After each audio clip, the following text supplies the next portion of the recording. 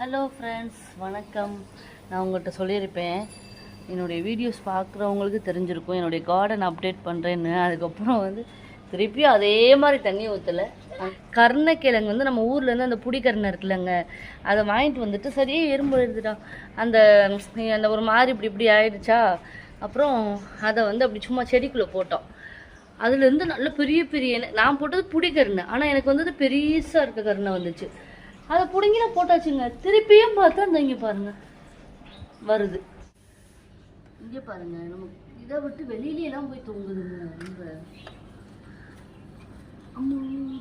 காக்கா பச்சை மிளகாய் சாப்பிடாதுன்னு நினைக்கிறேன். கிரிதான் பச்சை மிளகாய் சாப்பிடுவோம். அவ்வளோ தண்ணியாக இருக்கு, அது யாருக்கு கொடுப்பா தரமா? பச்சை மிளகாய் சாப்பிட்டு மிளகாயில் இந்த புளி போட்டு பண்ணுவாங்க பாருங்க, சுட சுட சாதத்தில் இந்த புளி எங்கள் அம்மாலாம் முன்னாடி செய்வா. ஆஹா ஆஹா, அதுக்கு ஈடுனே என்ன இருக்கு. இப்போல்லாம் முன்னாடி நமக்கெல்லாம் பிடிச்ச சாப்பாடெல்லாம் இப்போலாம் கிடைக்கவே மாட்டேங்குதுங்க. புளி ரசம் நல்லா நம்ம இந்த முன்னாடி அந்த தோல் சீவாமல் உருளைக்கிழங்கு ஃப்ரை பண்ணுவாங்க, கருவாடு இதெல்லாம் செஞ்சு சாப்பிடலாம். ஏன்னா நம்ம செஞ்சு சாப்பிடணும். நம்ம அம்மா அவங்க செஞ்ச அது எவ்வளோ இருக்குன்னு தெரியுமா தோலில்? என்ன தோல் என்ன இருக்கும்? அந்த ஒரு நல்லது. தோலை எடுத்து சாப்பிட்றதுனால தான் கேஸ் ஆகுது. தோலோட தான் சாப்பிடணும்.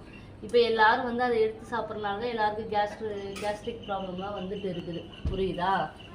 ஆமாம். எங்கள் வீட்டில் இந்த புளி ரசம், காரக்குழம்பு, அப்புறம் என்ன கருவாடு, இந்த மாதிரி ஐட்டங்கள் எதுவும் பிடிக்காது எண்ணெயை தவிர்த்துட்டு. என்ன இது கருவாடு டேஸ்ட்டு? ஆமாம். புளி ரசம் டேஸ்ட்டு சமையலில் பண்ணுங்க. கருவாடு, புளி ரசம், அப்புறம் வேறு என்னது, இந்த இதில் ஒரு புளி கரைச்சி புளி கரைச்சி தாங்க வைப்பாங்க. அது எனக்கு வைக்க தெரியாது. அது எப்படி இருக்கு.